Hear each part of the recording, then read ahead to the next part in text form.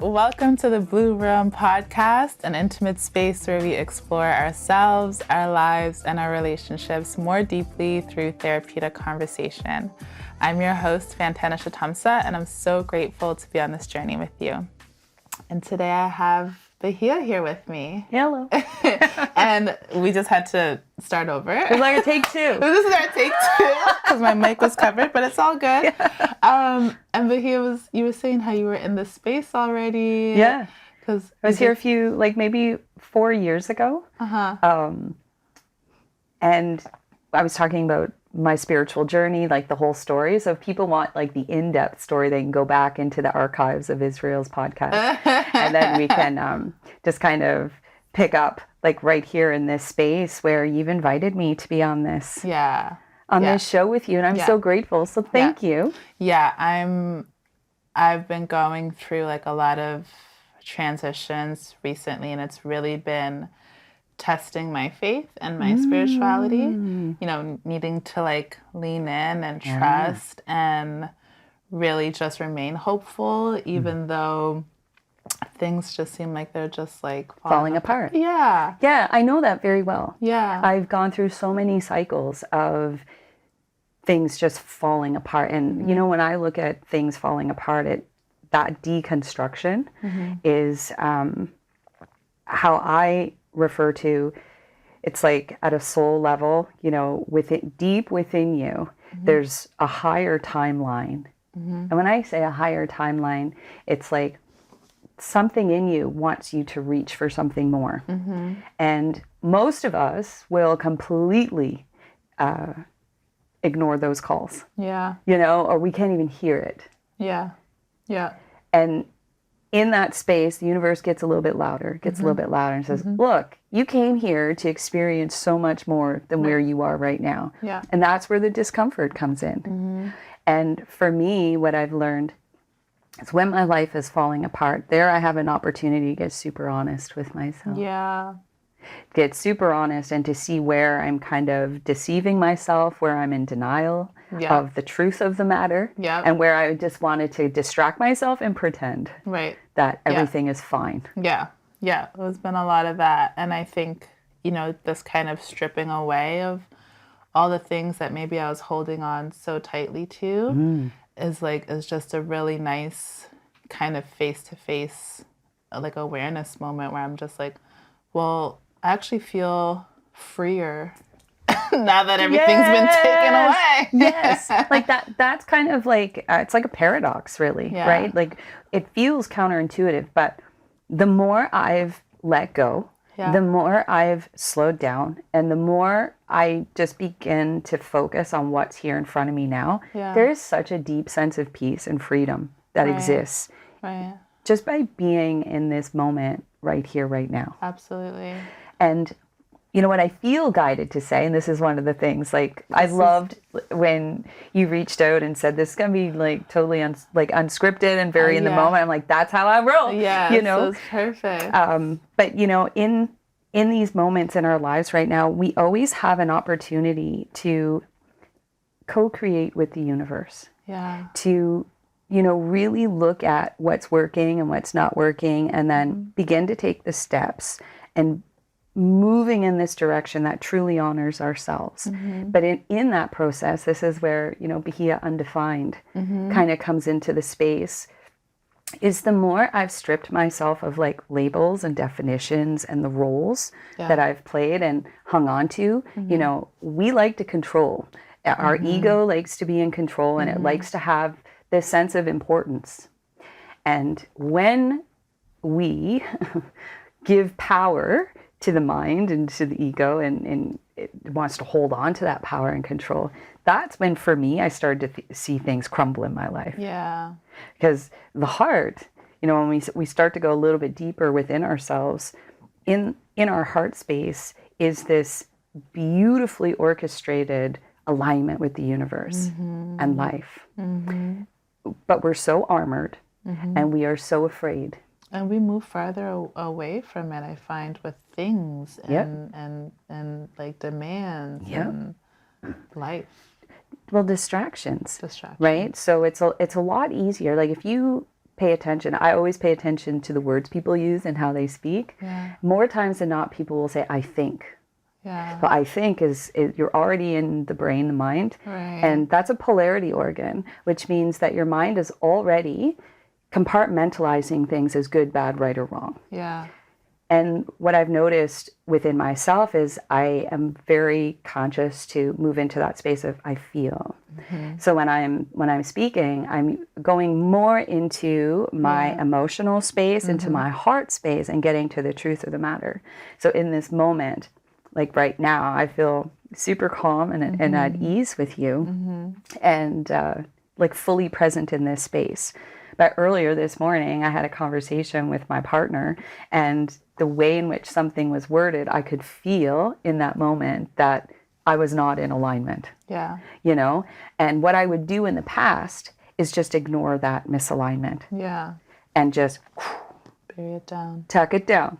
And then keep going. And then boom, I'm in my car, I'm getting to work, and I've hit a red light.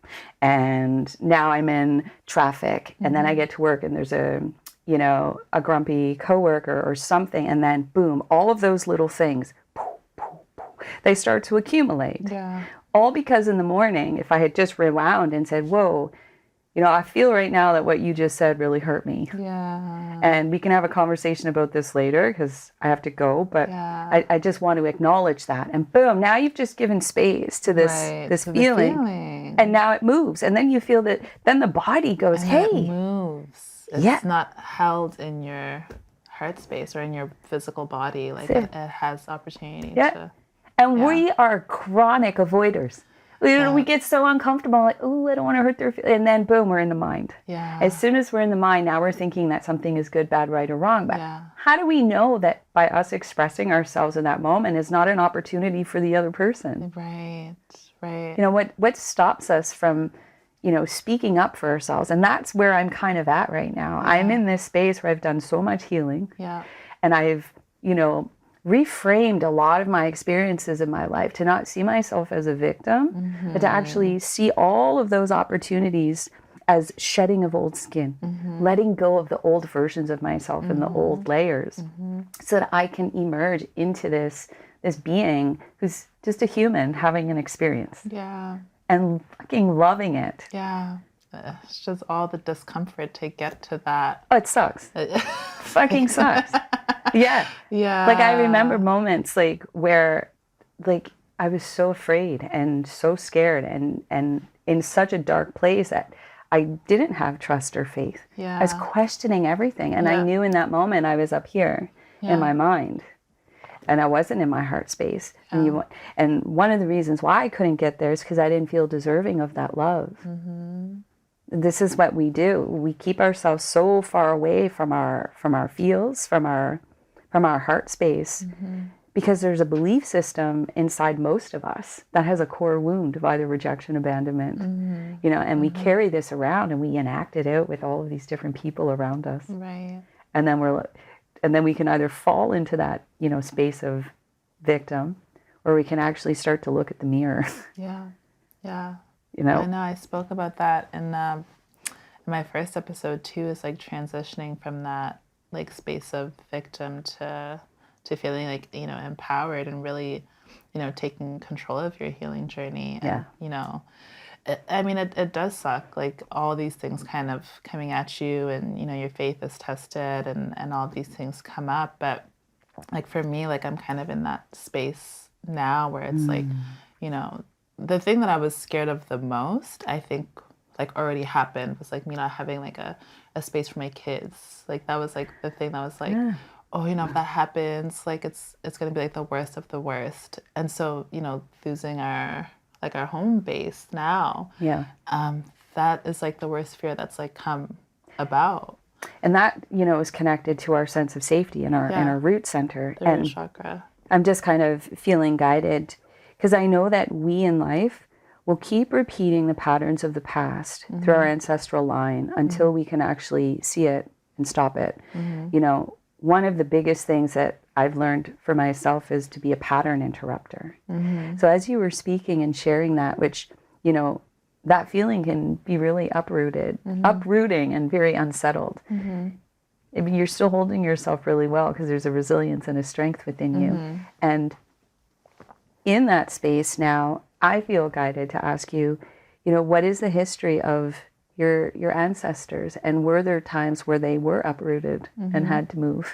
Oh yeah, And their mom sense all of the security. time. Okay, so let's talk about that level. Yeah, like the Civil War and Yep. like her having to take her kids and move like to a different country and then immigrating with all of us like here. Right. It was like a safety thing. It was like that rooted thing. Yeah. So, that cycle Yeah. is playing out still within you, because Right.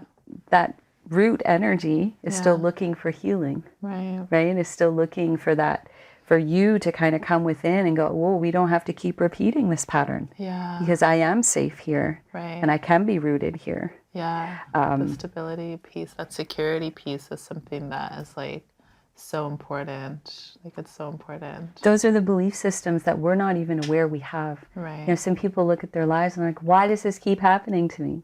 Like I have a theme that continually runs in my life. It doesn't matter, if I change the person or the place, it will still show up. So it's mine. It's my wound that keeps playing out. And it's geared around, money and then in this financial space. Right. And, for me now, I've started going a little bit deeper, and I'm like, there's a familiar pattern here. And it feels like it comes from my father's line, and it goes back many, many years. And somewheres along the line, something happened in there. And the pattern just keeps playing itself out. That's so interesting. It's like so much deeper than even your childhood. Yes. It's like your parents' childhood, your Beyond. grandparents' childhood. Yes, because we carry that story inside of us. Yeah. When we carry child and when we come through our mothers, we've got 5 generations of the womb and the information in our bodies. Yeah. Yeah. And no one has these conversations. Nobody talks about it because there's no tangible place to start other than through story. Yeah. To know, where do you come from? Yeah. To hear stories about your parents and your grandparents and how they came to be will share a lot about your belief systems and your thought processes. Yeah. Because you've taken on and you've absorbed and adapted this conditioning that you saw as a child. And all of that. A lot of resilience, a lot of like needing to control, of course, because you only have so little and you're trying to make sure, your kids are, taken care of. And, I think every mother kind of has that protection kind of piece. But like in these moments, like I find like I'm learning a lot more about the surrender piece. And I think that's part of the healing that is meant to happen in my generation, like part of my role in our lineage is like that surrender and like learning to trust again. Because even though like the home base has been like taken away, like the kids have incredible fathers in their lives that are more than happy and capable to take them in, but it's just it's me that's resisting that. Yes. Do you know what I mean? Because it's your wound. Yeah. It's not your children's, right? So your children's are, in a space now where the father is able to step in, and you're being given this opportunity to go deeper into this wound and actually believe that you're deserving of being rooted and grounded somewheres, and that nothing can come and take that away from you. Yeah. And so in that space, like your soul will create this experience for you. Yeah. To be like, it's a little stubborn, so we're gonna have that to stubbornness, that Taurus energy. But even in this like surrender of like allowing them to, allowing the kids to be with them full time, like I'm still obviously very much involved, but there's also this desire now for me personally to like explore so much more and like.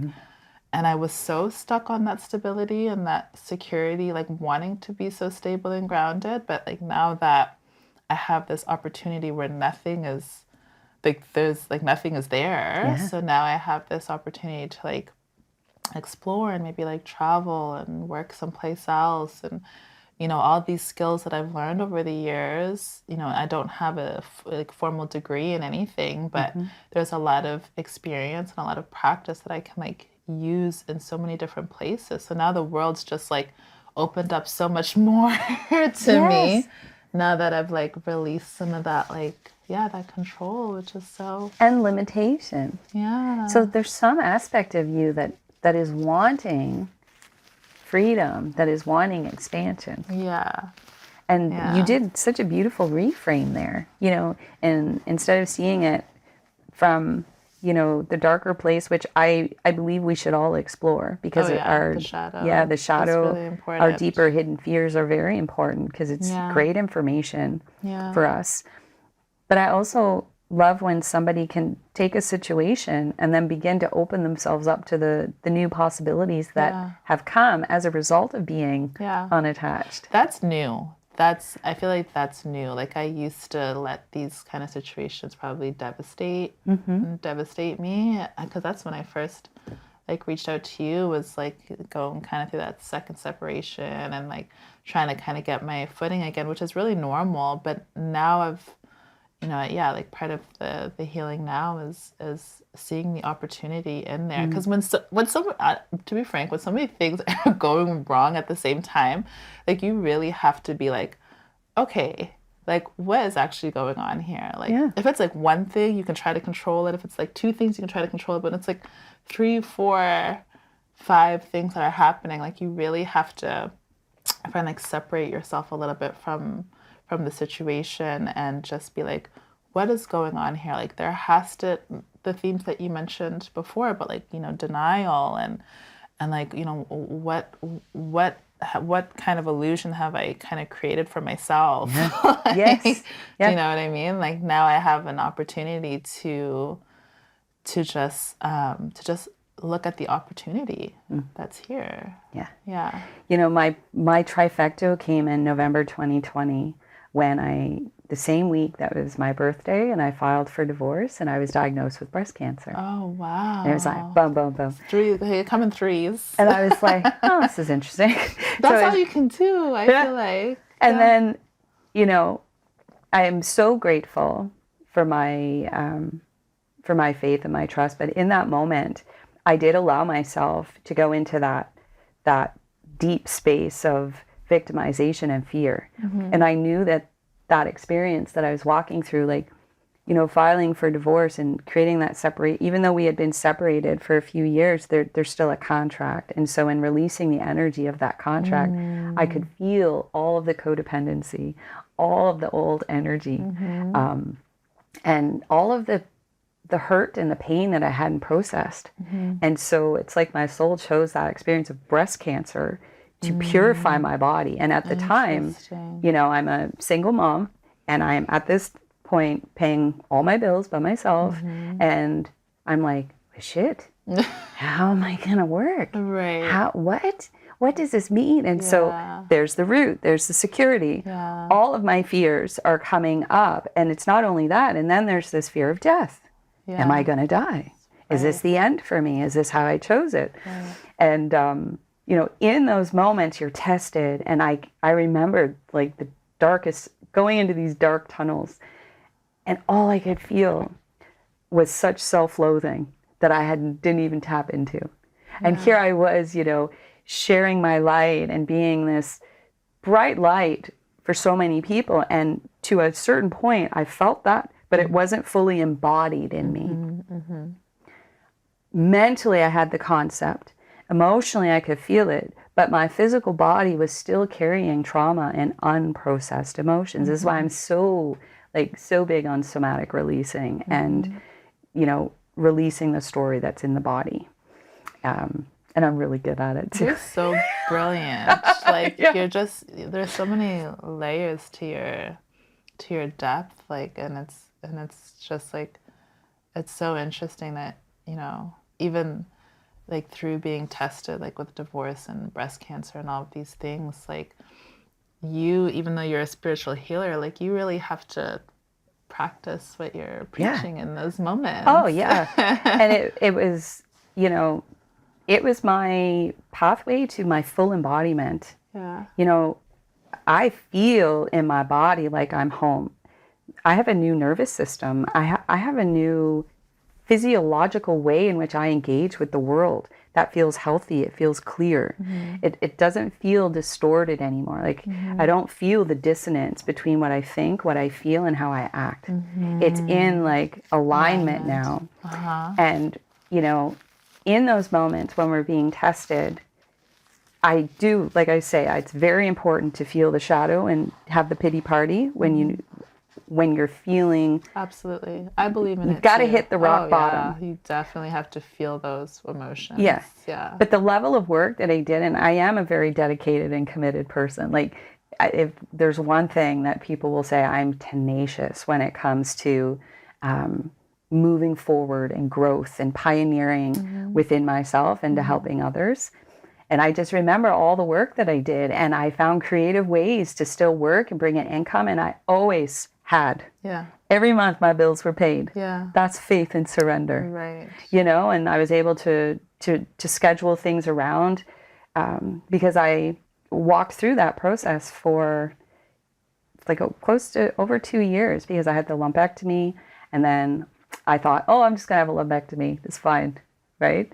And then no, in January of 2021, it was, I was told that in my lymph nodes that I had traces of cancer. So then they want to do the full chemo and radiation and then immunology. And so I had to wear a portacath in my chest, which was a device. And I felt so alien. And then I lost my hair and my eyebrows and my eyelashes, and I looked like an alien, you know?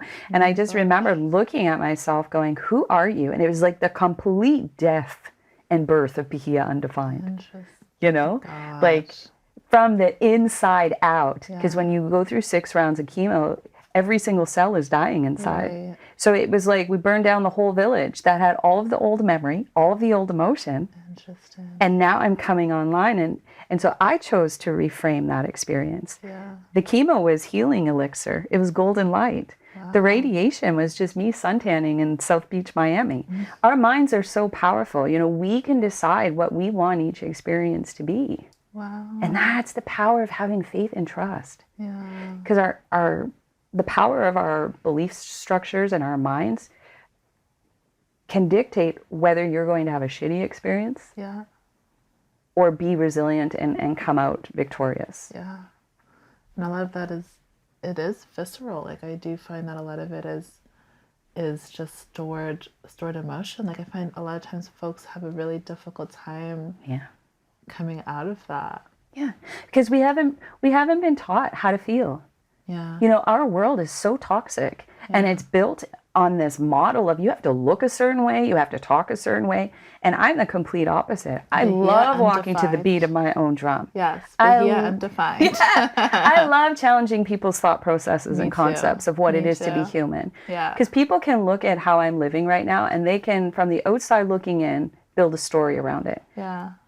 But right now I'm living my most healthiest life. Yeah. But 10, 12 years ago, people could have saw my life married, in a home, driving an expensive car. My kids are in private school and they'd be like, whoa, she's living the life. Yeah. I was a hot fucking mess. Honest to God, I didn't even know who I was. Yeah. I didn't even know how to feel. All I knew was how to people please and do everything for everyone. Yeah. And so now when I can be in my body and be comfortable and walk into a home that may be a little messy, but it's mine, you know, and make choices and decisions from my heart that make me happy. Yeah.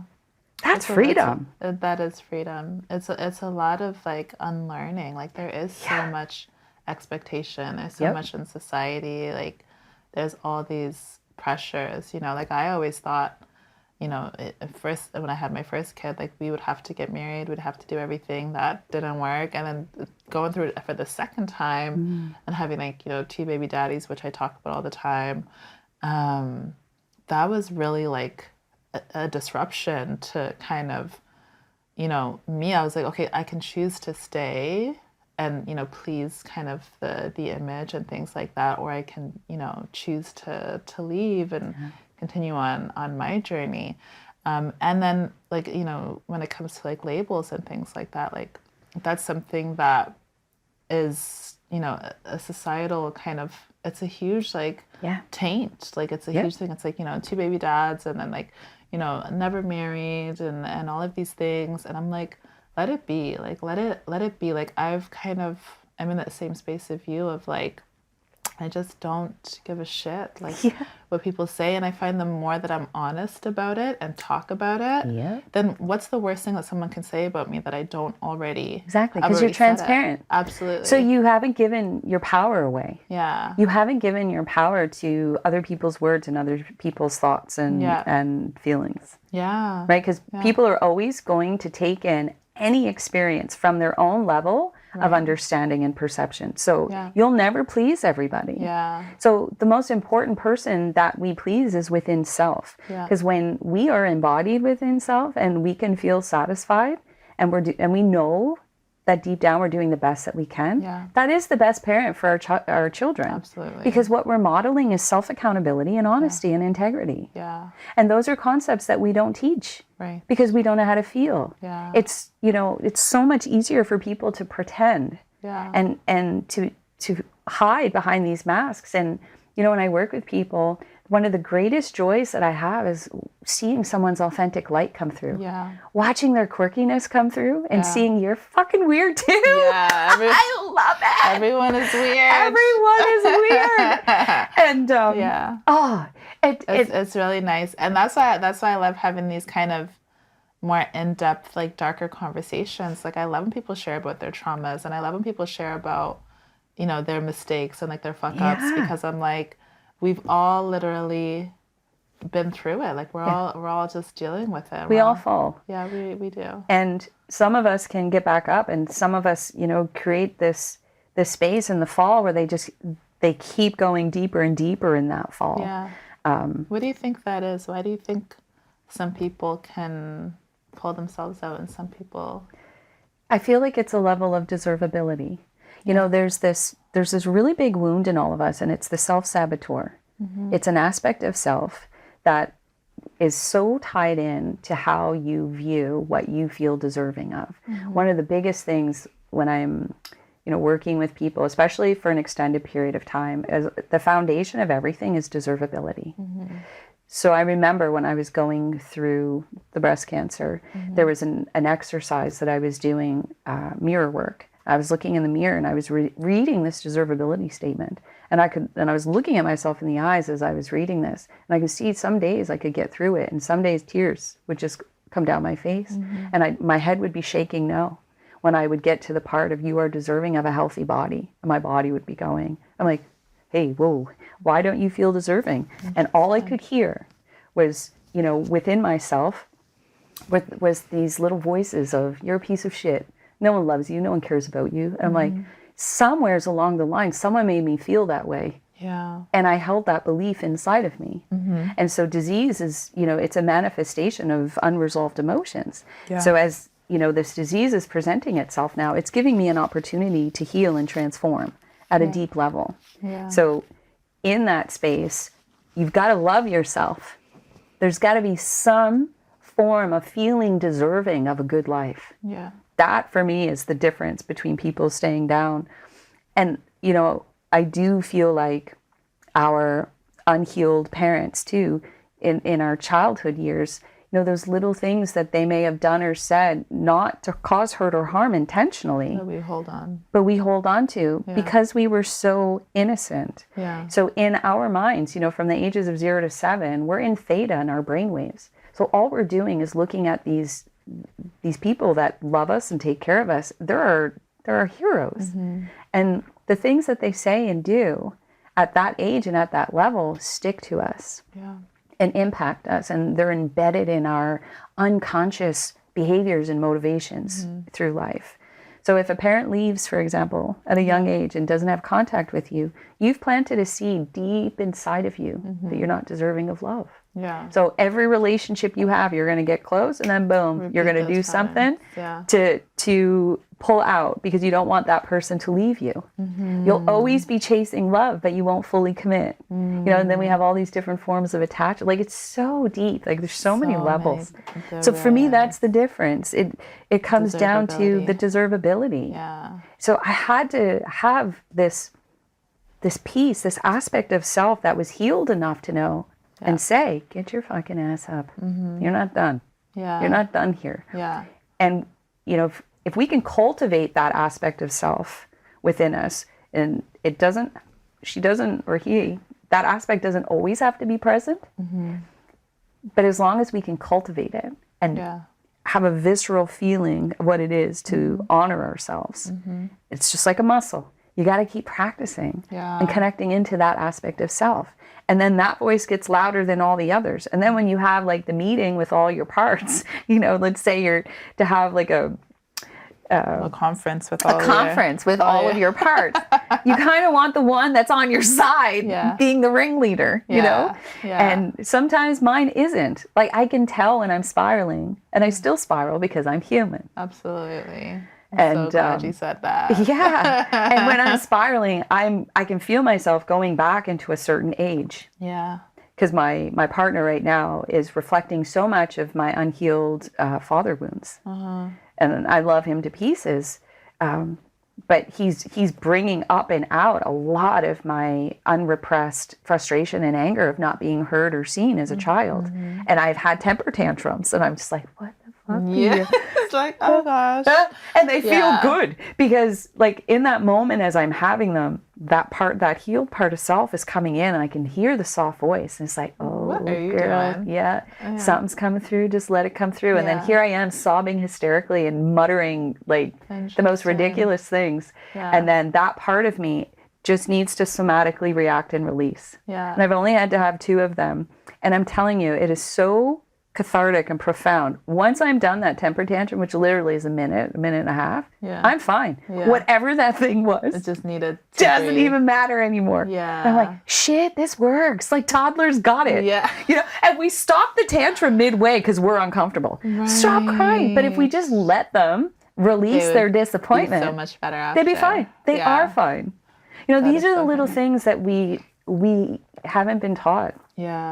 To healthily express and feel the emotion. It's the suppression and the repression I find, well, like you said, it gets stored in the body. It comes up as disease. But it's cumulative because look at our mothers. And their mothers. So we come from a long line of suppression. So our generation, we are the pattern interrupters. We are the ones coming in, and our children aren't even putting up with the shit. They're literally not. My teenage girls, God love them, 16 and 15, my biggest teachers. They are my teachers. I've surrendered to them while still being a guardian and holding boundaries. But they've really called me out on my bullshit so many times. Your kids will do it. Your kids will definitely do it. My 13-year-old's always doing it to me. And they're mirrors for us. And I share this with people. Like, you are a fractal of light. And if you can look at your mother as your past fractal of light, and you look at your children as your future fractal of light. So you're seeing a past version of yourself in your mother, and this is the evolutionary process. Each generation gets better and better. And that's our gift to the evolution of humanity. Right? So if we can just be okay with where we are in our evolution right now and just be kinder to ourselves and honest and not feel, and I know we're going to feel the shame because it's a suppressed emotion and it's embedded in all of us. But if we can allow this healthy shame to start coming up and out, and when more of us can, share in our story and in our humanness, people are going to begin to see themselves in each other. And then realize they're not isolated, they're not alone. There's more to this person than this armor that they have, because all they're doing is protecting the fragility of their heart. And not being afraid to seek out those people and to like lean into those. You gotta feel deserving. What's that? You have to feel deserving. Like I look back at my friendships and now I see the friendships that I'm in now. They're the healthiest friendships I've had. And when I'm interacting with them, sometimes I'm just like, wow, this person is like my friend.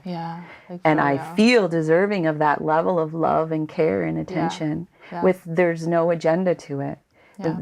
I don't feel like I have to go above and beyond and extend myself for their love and approval. Fucking feels amazing inside. I wonder if the deservability comes from just like this inner like faith and like I grew up in a very like spiritual like household, like there was the religion piece, but like I found that like our family really just like embodied it. Like we were like always like praying. We were always and my parents were two different religions, so it wasn't even about like the ritual or the practice. It was like about that relationship that you're building with like the, you know, I call it God, like the higher power. For me it's God, and it was and it's something that I always believed in, like even like in a teenager when I was dealing with those like rough times. I was always like, this is not going to be the end all be all for me. Like I knew, yeah, it is that deservability. Like I was like, I know that things are going to get better. Like, and even like 30, I was like, oh yeah, I'll have it all figured out by 30. And then now 30, you're like, shit, I'm still like figuring it out. But I still have that like hope and belief that like, you know, something is, you know, there's more for me. And like, there's more that I have to experience, so much more that I have to do. And can you surrender to that? Like, can you be okay with each version of yourself becoming more lighter and more beautiful and more open and more transparent? Like, can that just be what life is? Exactly. You know, so there's no destination. Yeah. It's just this experience of becoming or unbecoming. Yeah. That is why I'm so relaxed right now. Like and when I say I'm living my best life, it's still messy and I'm still navigating through, you know, interesting storylines. Yeah. But I'm not affected by them as I once 100%. was. 100%. Yeah. So I'm not attached to the outcome. I'm witnessing what's unfolding, and I just have more of this curiosity. Yes. And more of this space of, okay, you know, like I have this core pillar inside of me that's like, you've been through shit. Yeah. You know life. Yeah. So now life is going to show you things. Yeah. And, you know, how are you going to handle this and this? And the question I ask myself every time, and this is a practice, is, in this moment, do I choose to give my power to this situation? That's a good one. Yeah. And it's been powerful because it stopped me from reacting so many times where before someone's like flinting the fire. And I'm like, fuck, are you going to go pour gasoline on that shit or are you going to walk away? The Aries moon is struggling with that one. Well, we've got all these planets in retrograde right now, so it's not helping. Like everything right now is like going in reverse and slowing down for you to take an inventory of. Wow. Right? And so in these moments, you're going to have the old storylines repeating. Yeah. And I see them and I'm like, fuck, again? Like, shit. But now you're in a different space where you can address it differently. Yes. Yeah. So this is what I mean about those new versions of yourself. Yeah. So the version of you at 30 is so different than the version of you as a teen. Yeah. But just imagine who you're going to become, the version of you at 40. I know. But it's when we can turn around and still love the previous versions of ourselves, not shame them or blame 100%. them, but to look back and go, wow, you experienced life from that angle of perspective. Yeah. And all of that gave you wisdom. 100%. And has led you to this moment here. So it's all interconnected. Yeah. And sometimes it's so overwhelming to navigate, like especially when you're in the early stages of like healing and on your like spiritual journey and things like that. So I know there was a couple times that I sought you out personally because you are like a spiritual healer, or So for me, I feel like I'm more of a spiritual doula. So in that sense, I always want any person that seeks me out or finds me to hold their power.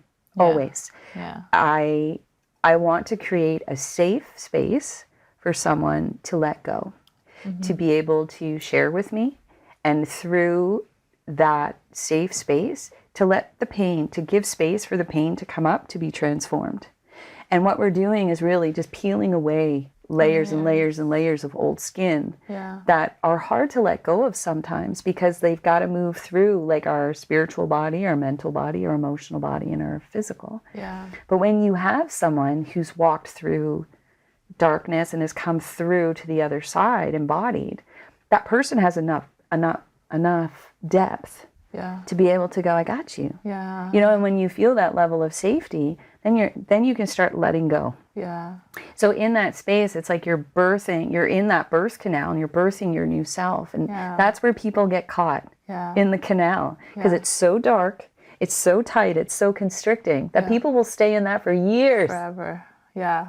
And we can go through that process over and Yes. over and over again. Yes, because we have multiple children too. So you're going to birth multiple versions of yourself. Right. And I always say that, you know, the people that walk through some of the deepest, darkest stuff, those are all initiations. Yeah. You're becoming a medicine woman or a medicine man, you know, and when I say medicine woman or man, medicine person, what we're doing is we are bringing the wisdom of life and we're embodying it for future generations, because we're literally changing our DNA inside our cellular structure, and as a result we change our consciousness. And our consciousness, you know, where this we're all connected into this iCloud together, and every single thought every single person has gets sent up there. But as we go within and we heal within ourselves and we clear our consciousness, we send that back up into the collective. Right. And what that does is now it opens up a space for someone else to have that epiphany or breakthrough or aha moment. So all we really have to do is be responsible for self. Yeah. And along that path, I feel that Creator will oftentimes bring certain people together. That's the thing. A lot of times it is super personal. Like it's always personal. It's always between you and yourself. But when you need the extra support on the journey, there's always, like, and I call them angels, like there's always angels that are popped up along the way. Like whether it's like a colleague or like someone like yourself or whatever, like they just kind of, it's like they come out of the blue. And you just know this person is here to help. And it's like, I don't know to what capacity, but I'm just going to like reach out and see how we can connect. And then it's always like a person that just helps you kind of level up to that next. And could you actually feel or sense that that's actually Creator using that vessel in that moment to send you love? 100%. Because, you know, there's times when I've been really hurt by things that have happened and my partner is very much in the mental plane. And he'll just come and sit next to me in a moment where usually he has no words. He's a man of few words. And he'll just look at me and he'll say the most perfect thing in that moment that I need to hear. And his eyes are just radiating the most purest love for me in that moment. So soft and loving. And I know, it's like I know in that moment, shit, Creator's using my partner's vessel right now to like send me so much love in this message. And just tears come down, and there's that faith, there's that love. And it comes through in so many people. It could come through the cashier at a grocery store. Oh, so many times it's happened. Yes. It's the light. It's the light. It's the underglow that lives inside someone who's open. And in that space, that's where we have the opportunity to open our hearts and start connecting in a different way, which is, I feel like, what we did here today. We did. And I didn't even get to like share the story of how we first met. Like, I wanted do it quickly. To go back to when you were hosting the sound healing sessions. I'll never forget it, but because I wrote about it in my blog, like on my website, like how you we were all sharing. We did a sound healing session. There was a group of us. We were sitting in a circle, and you did your powerful thing that you do with your voice and with your instruments, and we all just started. It was like a feminine energy theme that was coming up for most folks, and then everyone was sharing, and then it came to me. I don't even know what I said, but then you looked at me and said something along the lines of like, you're pregnant, or you're a very fertile like woman, whether that's like birthing physically or ideas or creativity. But I like lost it in that moment because I was pregnant in that moment with twins. And I remember you sharing that. Like, and nobody knew. Like, I don't think I told my partner at that moment. And then like I just wanted to like bolt out of there because I was like, I wasn't expecting for like you to just pick up on that. So you have all these layers to you. Like, you have this like intuitive, like magical piece that's like so hard to define. And then you also have the intellectual, like when you're talking about consciousness and talking about like, you really do explain like the different bodies that we have and the children that we have, like the physical, the emotional, the spiritual. Yeah, you just have all these layers to you, and it's like, and it's always so interesting to like share a space with you, because I'm just like, yeah, you just have a way of like just glowing. And Thank you for seeing me. And I want you to just take a moment and reflect back when you hear this again. Everything that you just shared about me lives in you. Yeah. Because I'm your mirror too. Yeah. So all of those characteristics that we can see in the people that we admire is a reflection back to us. Yeah. And it really is just feeling deserving of stepping into that space. Right. And every time we do, it's such a great service to ourselves and to humanity. Right. Because it gives another woman or another person permission to do the same. Yeah. And their full authentic selves. Yeah. And their full authentic. I love how you call yourself undefined, because like it is interesting, because like even like the little short Instagram bio, like I'm like, what do I put here? Like what do we I've changed that so many times, by the way, like for myself personally. Yeah, it's like, what do you know what I mean? And it's like, for me, like I'm always kind of battling between the two worlds of like, I love, holistic living and wellness and, being a mom and all of those things. No, holistic wellness is one thing, and then mom is like something else, and entrepreneur is something else, and then me on a Saturday night, like shaking my ass is like something completely different. And I'm like, oh damn, like what if people, sometimes you're like, what if people see me in like one of these boxes? But then that's the thing, is like, what I find it's so limiting when I try to put myself in a box, or when I try to like feel like, oh, I shouldn't be shaking my ass on a Saturday night because I have kids that I got to take care of Sunday morning, and then I have, like team meetings on Monday, like I'm leading a group and like leading a holistic wellness event, and I'm like, I can be all of these things. You can be it all. Yeah. We can be it all, and I feel like we are the generation that's going to create that space. For people to do all the things. Yeah. Anything and everything. Yeah. Undefined. Yeah, I love it. Yeah. Okay, we were supposed to do this earlier, but would you like to pull a card?